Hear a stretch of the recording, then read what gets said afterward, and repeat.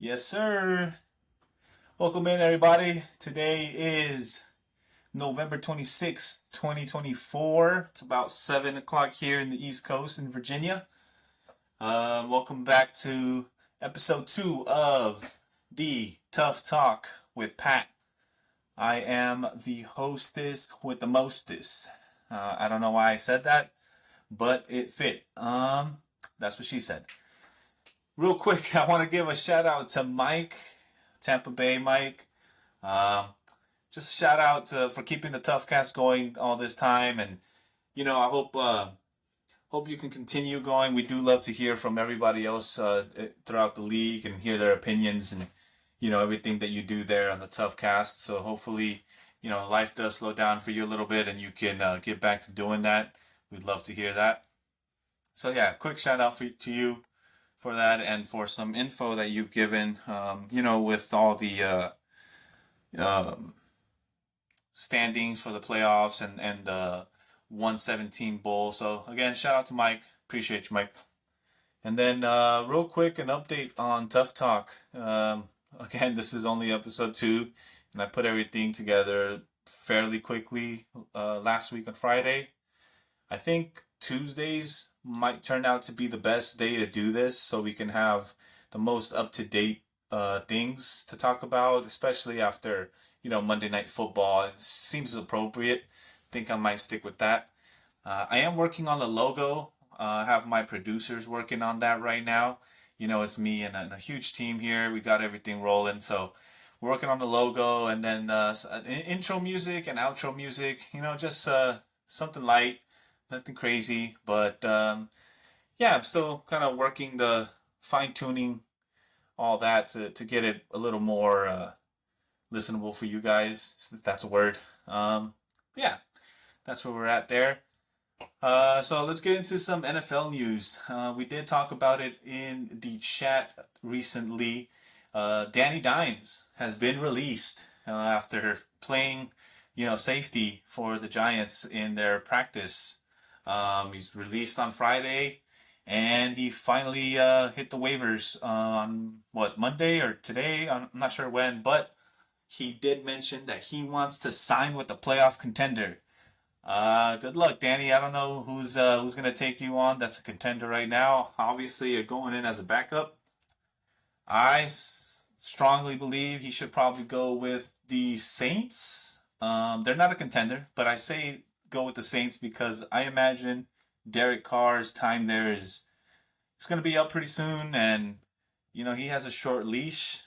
I think that would make the most sense. The Raiders do make sense, but he already said specifically that he does not want to go to the Raiders. So I don't really know what his angle is going to be as far as a team that's a playoff contender. Maybe the Vikings if Sam Darnold starts taking a dump. I'm not sure. It's going to be interesting to see where he lands. What does it mean for Tough? Not really much. Baltimore, Hugo has him. He has a 3-year deal with Hugo, and that's about it. I mean, he's not going to be a threat to us if he joins a good contender.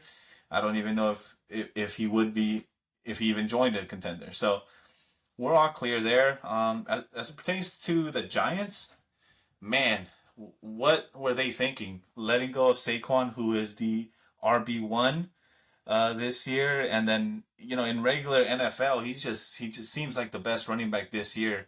It's between him and Derrick Henry, maybe Josh Jacobs.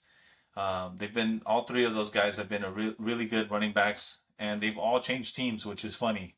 But the Giants, they seem like they're just in in huge disarray over there, and even to the point where Malik Neighbors is the rookie.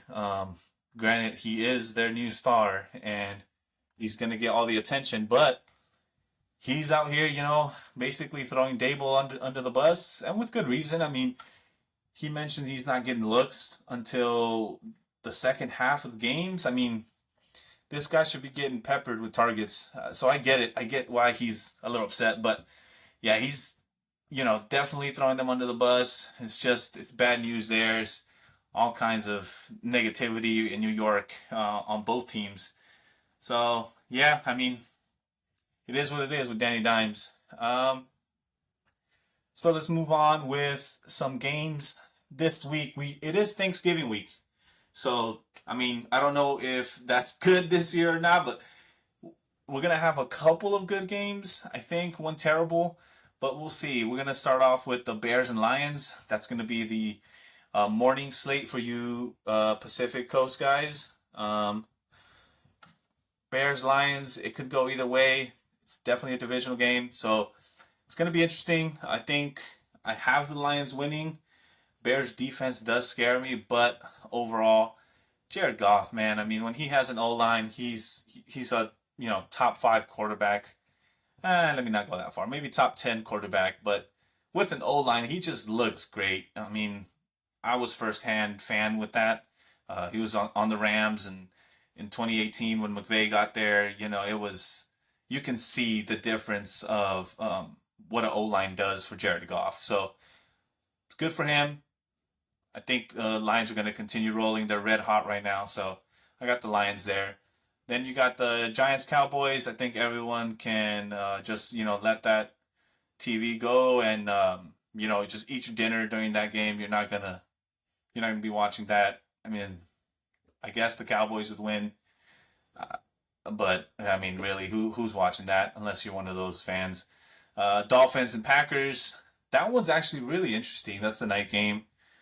I do like the Packers, but the Dolphins are rolling right now, and Tua's getting back in his groove, so that should be a fun one. Hopefully we get a good game out of them. I mean, honestly, hopefully we get a good game out of all three, but at least the night game. We need that at least. This week we do have a Black Friday night game. Interesting. It's going to be the Raiders versus the Chiefs. It would be kind of cool for them to continue this tradition and keep the Raiders during Black Friday night, right? I mean, Raiders, black jerseys, Black Friday, blackout. You know what I mean? Like that'd be cool. That'd be good to see. And then on top of that, I mean, it's good for us that aren't Raiders fans because it's the Raiders. We don't have to watch the Black Friday night game, right? You know what I mean? So there's that. So Sunday we got 7 morning games with Scott Hansen there having to deal with all the standings implications with that. 3 afternoon and the Sunday night we got Niners Bills. Niners are in a tailspin right now. I don't know what's going on, but I'm glad as a Rams fan. So I got Bills there. And Monday night football, Browns Broncos. Who would have thought that the Broncos and Bo Nix are actually doing okay? Sucks that their division is pretty stacked, but I mean, they got the Broncos favored, which I don't get, but it's the Browns, so I do kind of get. I don't know. Interesting. So, and then remember, no bye weeks this week. So, that's going to be interesting. It's fun to have all 16 games, and we'll see how it goes. The next topic, the tough news that I have for this week is Mike's playoff picture. Last week he posted on there, on the chat, the playoff picture for the 8 playoff teams, and he had it ranked a little off. I believe the rules did change. Thanks to Stu for clearing that up. So as of last week, before week 12, it was LA, Portland, New Orleans, Pittsburgh, London, San Diego, New York, and Las Vegas. That was the order from 1 through 8. And nothing really changed after week 12. It's the same, except everything got a little tighter. We'll go into that a little down the road once I get to the matchup review and preview.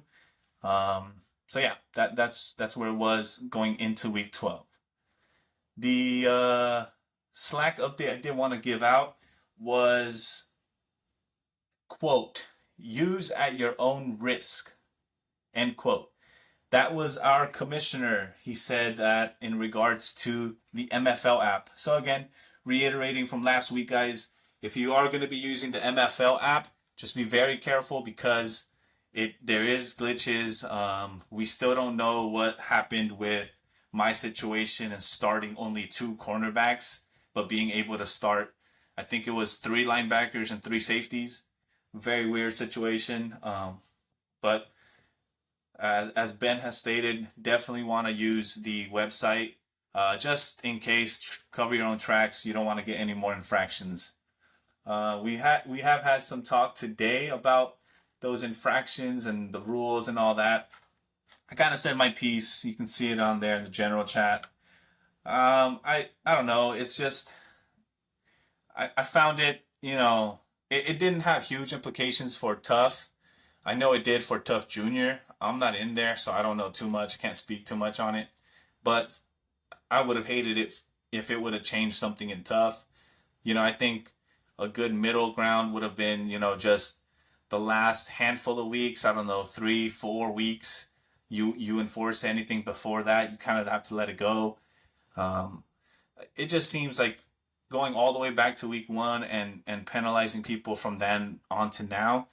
It did have a huge implication in TUFF Junior. It changed standings, and thankfully in TUFF nothing happened. But I would throw that hat out there as far as when the off season comes, let's review some of these rules and kind of put like a overall rule. I mentioned this before, where the commissioner does have to either have the league vote on it, or um, like Green Bay, who was it? I think it was Justin or Ian. The statute of limitation passed, so I get both sides of it. As the commissioner, you need to enforce the rules. But on the other side, if the commissioner fell asleep, I mean, it's not our fault, right? So, I don't know. Take it how you will. I would recommend let's just try and keep everything on the website and submit everything there. If you forget, it is what it is. But, yeah. All right, let's move forward. So, the matchup review. So, last week, after my podcast, I looked over what, after episode 1, sorry, I looked over what matchups I needed to be paying attention to. Obviously, my own versus New York, huge division game.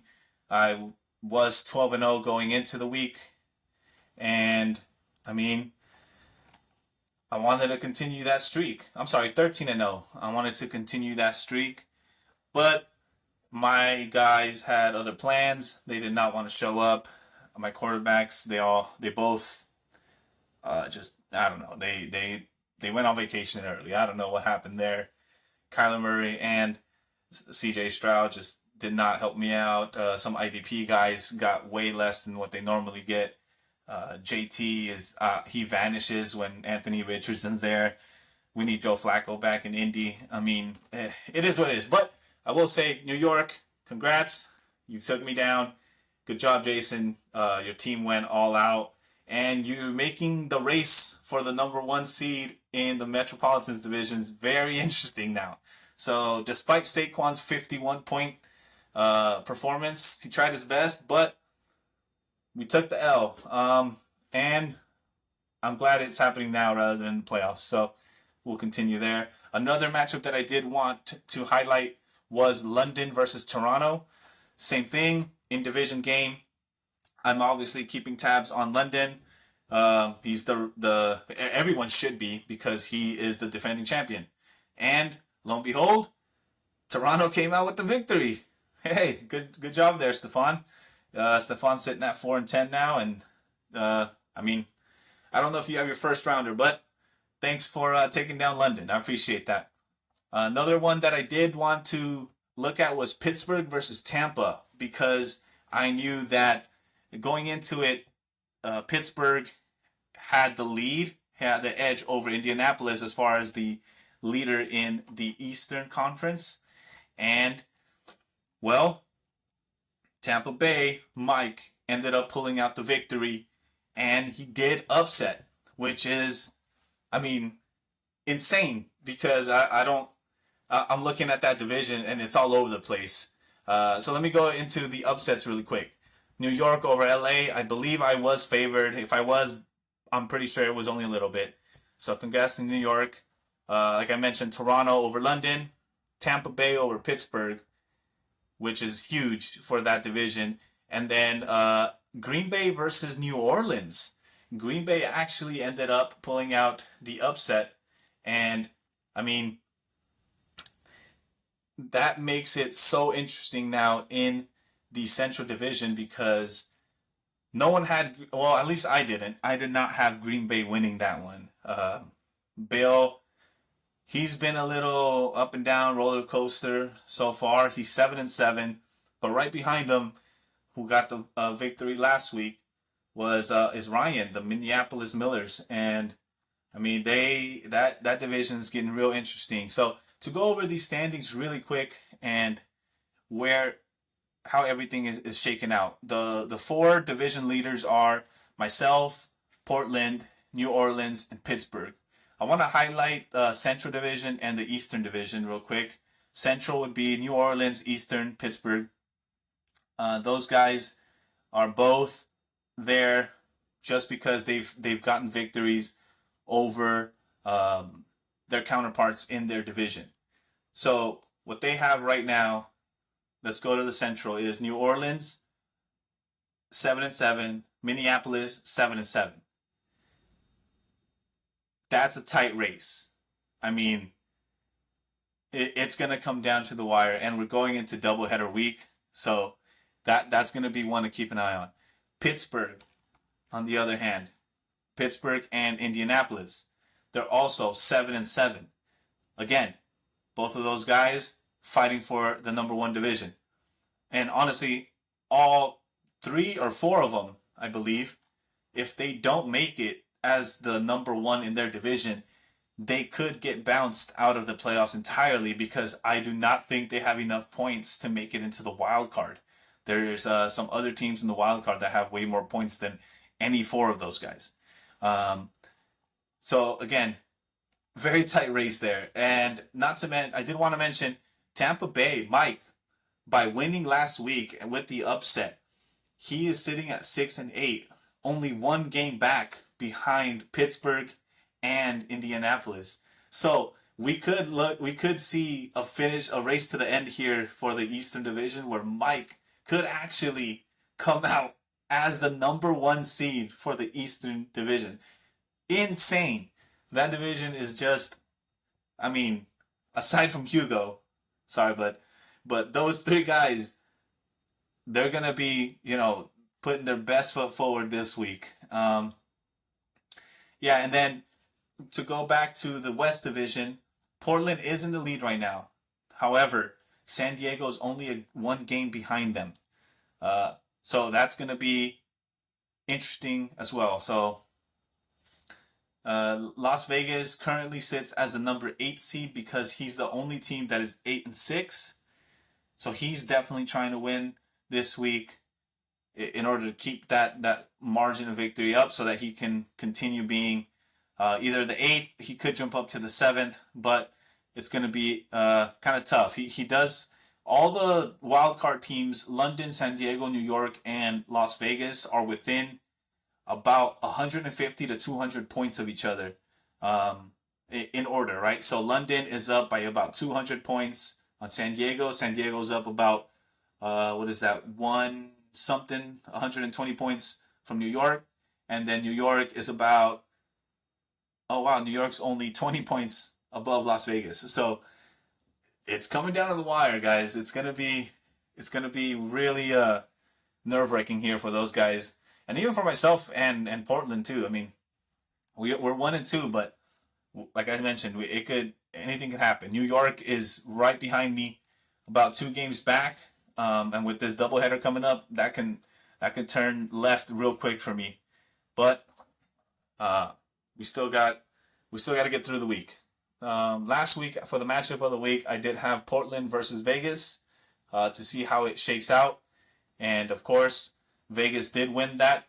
Hence why he's now in 8th place with that record and the points. So good job there for Chris in Vegas. So the matchup previews for this upcoming week, the doubleheader week, don't forget, we did end up voting for this during the offseason. I'm not sure if you guys remembered.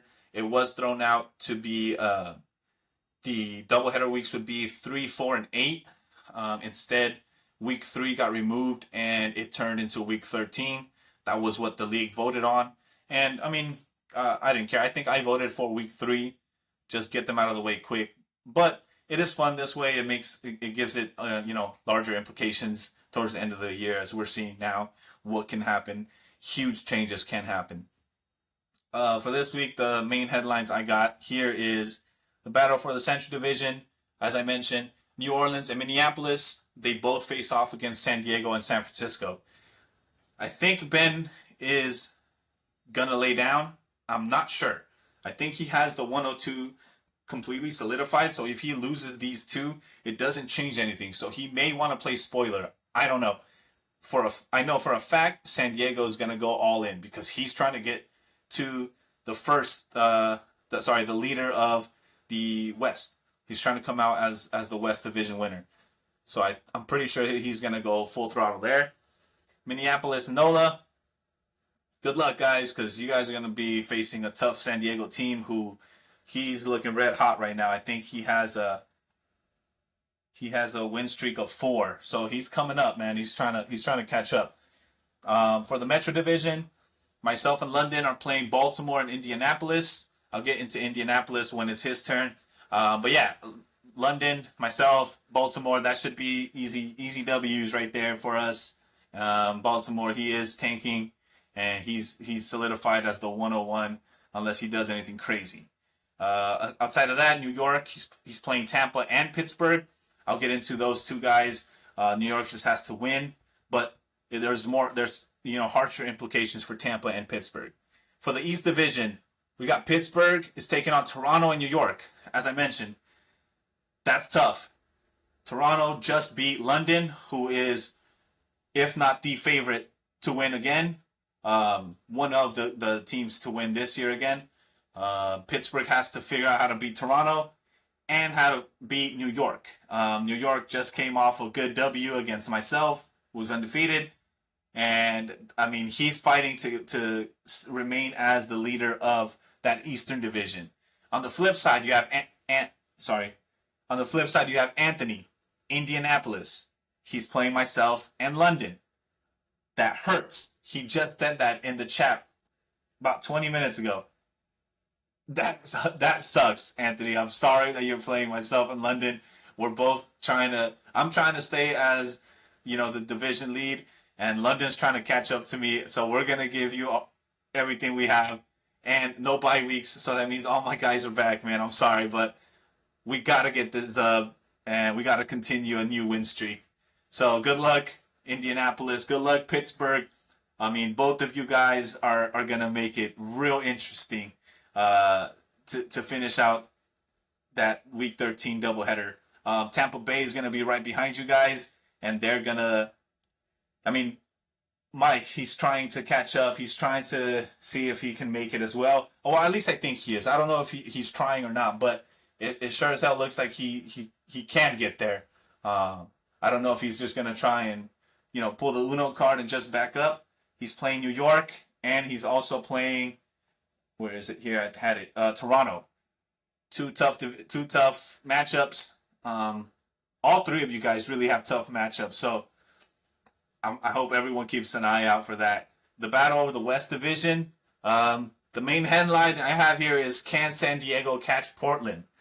He has to go through New Orleans and Minneapolis. I think he can do that. Now, Portland has to play Omaha and Green Bay. That's tough. Tracy, can he play spoiler? I don't know if he has the gunpowder to do that. He might. Green Bay just played spoiler, so they could be able to do it too, but they also play Las Vegas. Las Vegas is playing Omaha and Green Bay. That's, again, another division where Portland, Vegas, and San Diego are all fighting. I don't think Vegas can catch those two guys, but I know Vegas can jump up in the wild card standings as far as up to 6 if the points, come to fruition for them. So another division to keep a close eye on. The main matchup of the week I have, well, I don't have one specific matchup. I'm very interested I'm keeping an eye on the Eastern Division.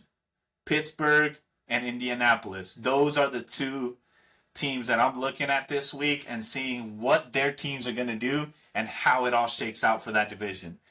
It's gonna be really fun, and I'll be talking my shit on the Slack chat and on this podcast next week. See what happens, how it shakes out. All right, another news for sports. Um, not not much going on right now. I'm mainly focusing on major sports. For soccer, we have the World Cup qualifiers. They don't start up again until March of next year, so nothing crazy there. NBA, the Celtics are leading the league in power rankings. They're back on top. So that's what it is there. The MVP race, as a Laker fan, I think Anthony Davis has been showing out. And out of all those MVP candidates, I believe he's the one that's more deserving, only because he actually is playing both sides of the ball. He plays offense elite just like the other guys. He's playing phenomenal defense like he does every year. And can you believe he's never won Defensive Player of the Year? Hopefully he gets both in this 1 year if the Lakers make it, which I think they will. All right, and then other than that, they have the NBA Cup going on. If you're not familiar with the NBA Cup, started last year. It's a tournament style. It starts off with three divisions, or I'm sorry, three groups from both divisions, the East and the West. Excuse me, conference. Um, I believe it's 4 or 5 teams in each group. You play 4 games in season, and the leader of each advances. And then there's 2 wild cards, and then you head into the knockout rounds. It was really fun last year. That's where a lot of stars kind of emerged. Tyrese Halliburton and all these things. I think the NBA did a good job there. They definitely uh, have invested more into it, and I think they're getting good outcomes out of it. They changed the floors completely. I mean, it's a new stadium. It feels like there's a new energy as well. The players play differently. It was really fun to watch it. So that's back this year, and they're going through it right now. I believe they're wrapping up Game 3 of the group division. So here pretty soon they're going to start the knockoff rounds, and that's where it gets real fun. Outside of that, for MLB, not much. Again, the Dodgers just won, so now it's all about free agency and who's signing where. I'm gonna be honest, I don't know too much about all the top guns out there. I just know major names, and I'm lying to you because I really only know Juan Soto. Juan Soto was recently just offered 5 separate deals from the Red Sox, Dodgers, Mets, Yankees, and Blue Jays. They're all trying to sign him.